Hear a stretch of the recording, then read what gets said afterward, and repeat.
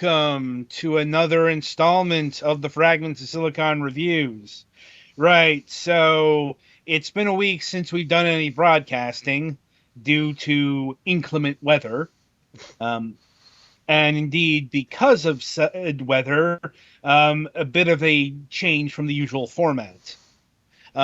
Three videos this week, two reviews, one impressions. And indeed, as it so happens, the impressions video is up first in Shire. Um, right. Are you prepared for a thrilling toy army tower defense adventure?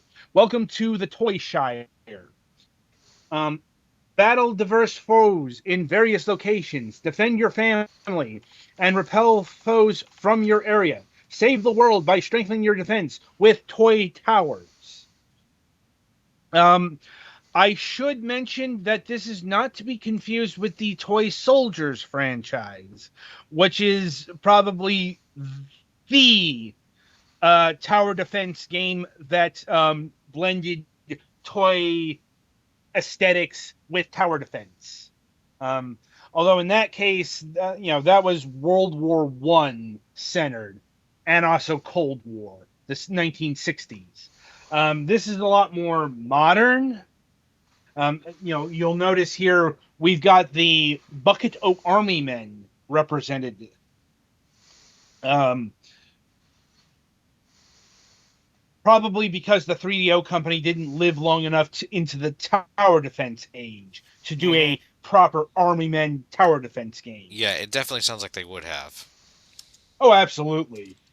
Like, they were relentless with the exploitation of the Army Men games. Um, and with that in mind, it's this is also another hybrid, I want to say, um, of kind of real-time strategy and tower defense game. It's much more also classically styled than Toy Soldiers. Um, okay, that is to say, if you remember Toy Soldiers, that was another Avatar-focused tower defense game. Where you controlled like a main toy soldier that went around building the towers. Mm-hmm. This, you have the defense waves where you plop down the towers. Um, Honestly, this may be a bit too classically styled because you can only put down the towers during the building phase or like during the interstitials, whatever you want to call it. I think they're calling it in game preparation time. Yeah, because like in a good chunk of like even classically styled tower defense games, you can put down a tower whenever. Mm-hmm. Not every one of them. Like I've certainly played tower defense games where you can only put down new towers during the prep time, and this is one of those. Um, so the real time strategy elements come from the actual toy soldiers. Um, During the actual waves, you can put down various, toy soldiers, riflemen, machine gunners, bazooka users, divers, what have you. Um, and you can position them along the various routes. Um, Now, in contrast to the actual towers, you can only maneuver your troops during the waves phase. Like if you want to reposition during the prep time, you can do that, but they won't actually move until it's time for the waves to show up. Um, Hmm. so Don't you usually get to set your guys up You before? can Oh, set a whatever. waypoint, they just will not actually move until preparation time is yeah, over. yeah, so you have to, you can plan accordingly. Um, but it makes for an interesting dichotomy. I did find the maneuvering of the actual units to be a tad finicky, but that might have been a Unity issue. Um, Yeah. you know, all in all, honestly, this is a better tower defense hybrid thing than I'm trying to remember the game. Give me a second here. The trying to remember like the Fall of Aether Station. Mm. Um, that was recent. That's another recent real time strategy slash tower defense hybrid we covered on the show. Um, you know, this one doesn't feel like tower defense with extra steps, like that one did, Mm-hmm. because this has got proper towers in it. That's what that game forgot. Right. Um, and as far as the tower goes, once again, it's pretty traditional stuff. You've got your basic towers here. You've got your cannons, which are more directed fire. Um, and you got your mortars. Later on, you will get you get more units. Also, later on, you won't be able to access all of your soldier units and tower units, so you will have to select what you want to bring to the field. Mm. Um,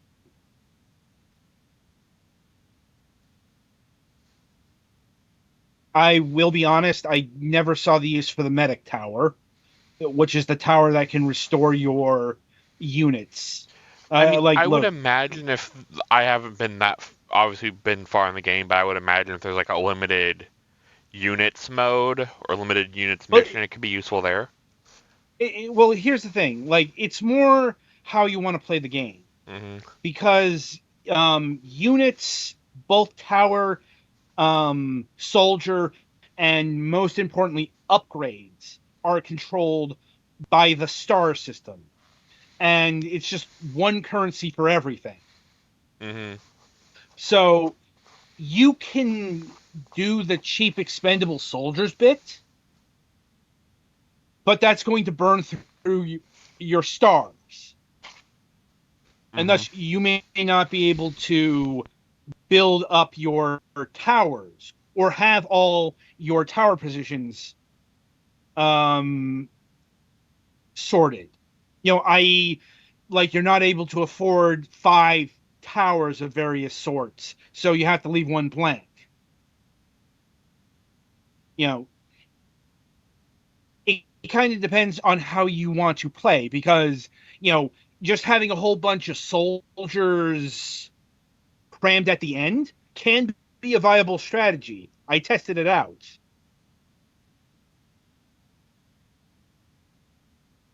Um, to a point. And that point is bosses. Because this is the infrequent tower defense game that has boss encounters. Um, and they are some sort of mega toy where, as you attack it, you gather stars. Um, I mean, a lot of and them have boss enemies at the end of a wave or as their own wave. right, but they're not as universal as you might think they are. Like, I've played plenty of tower defense games where they don't dispense with bosses. Like, and those are what you would expect, and I think that kind of sums up the game here. Um, Now, these are impressions, but my impressions are, this is a perfectly cromulent tower defense game. Uh, Honestly, probably one of the more justifiably elaborate ones. Just in terms of production values.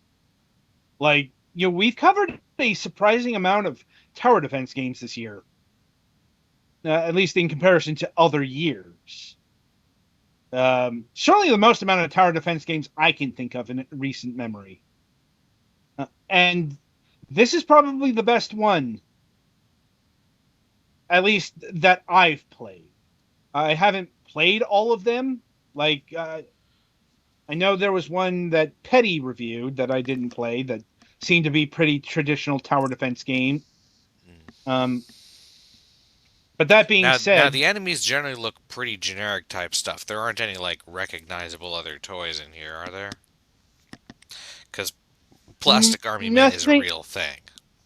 Yeah, that's probably the most distinct actual toy uh, that's being represented here, because like the enemy toys are nothing remotely recognizable.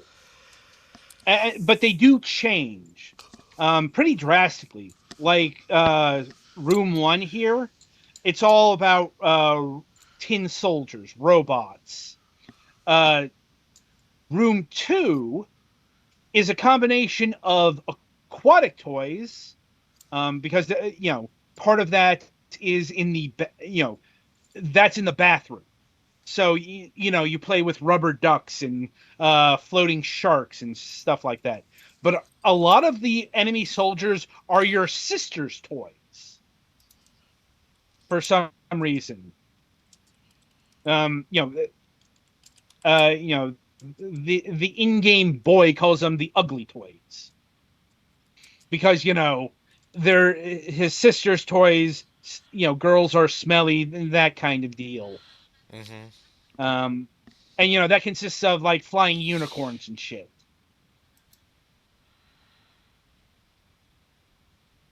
And they do operate like a flying unicorn would, as in that's where you get the rocket launcher. Those are specifically for flying enemies.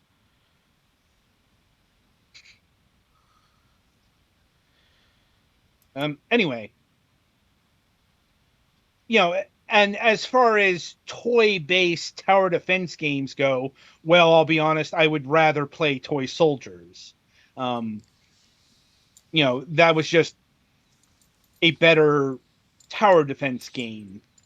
But that's probably because that was the rare tower defense game that had an actual budget behind it, and initially a major publisher, because that was created for Microsoft for the Xbox Live Arcade back in the day. Like, whereas this is presumably being done by a small indie team.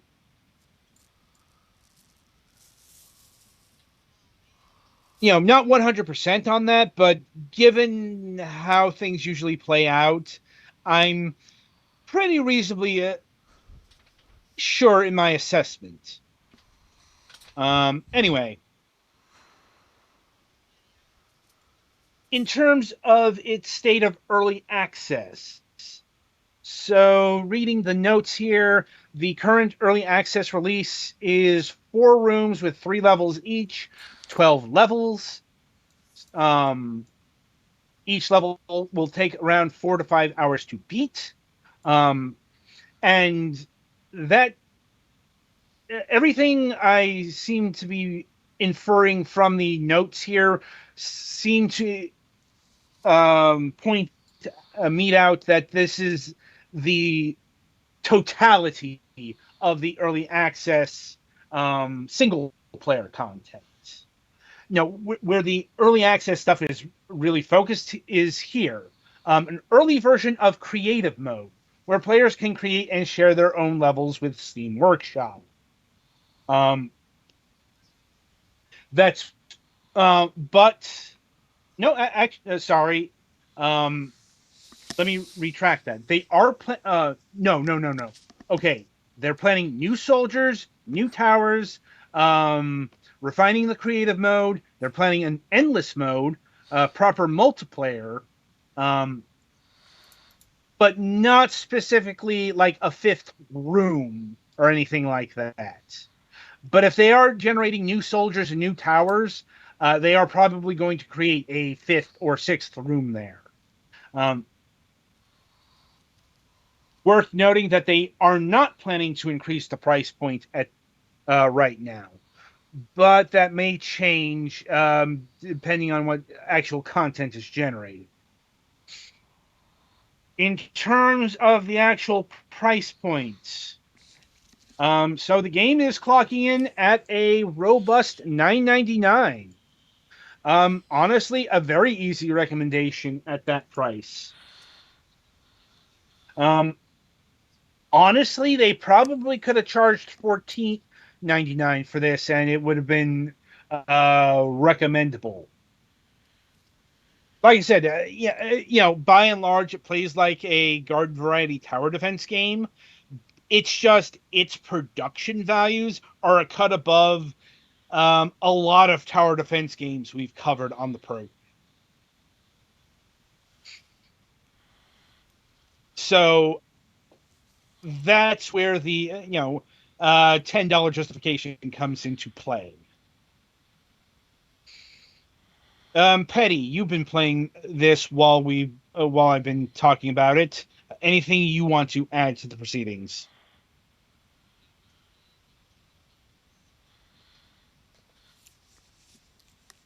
Petty? I'm muted. Yeah, I was muted. Yeah, Yeah. the game is overall fine.